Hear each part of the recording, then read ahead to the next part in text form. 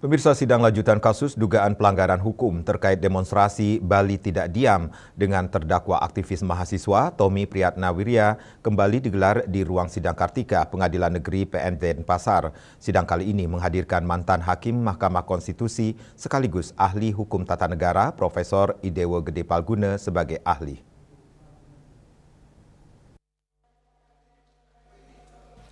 Dalam kesaksiannya, Profesor Palguna menegaskan bahwa aksi unjuk rasa atau demonstrasi yang dilakukan oleh mahasiswa pada dasarnya merupakan bagian dari proses pendidikan kewarganegaraan.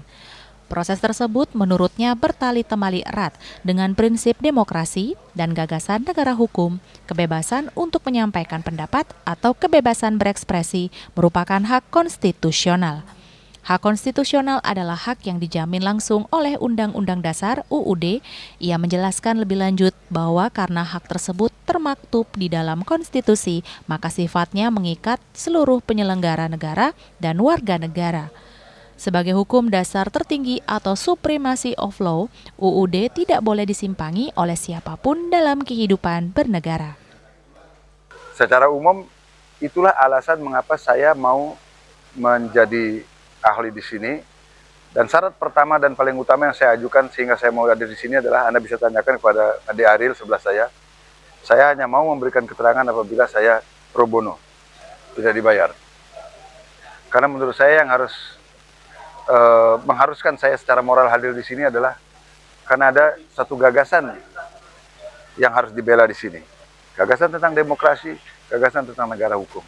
Itulah yang menyebabkan saya mau hadir di persidangan ini. Itu kira-kira dasar pemikirannya.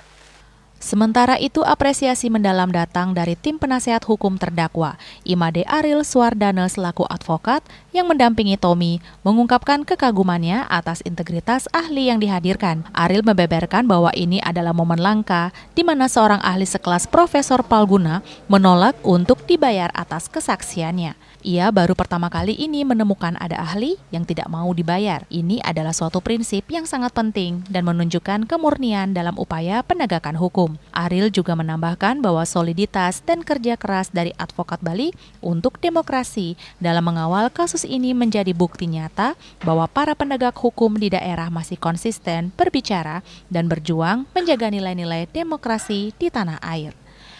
Kami tidak mau negara ini kembali akan masuk ke wilayah itu.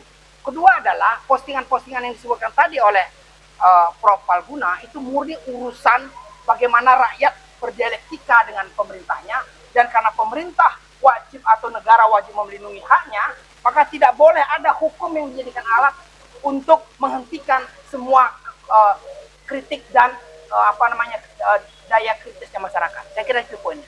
Hendra dan Mastike, Bali TV.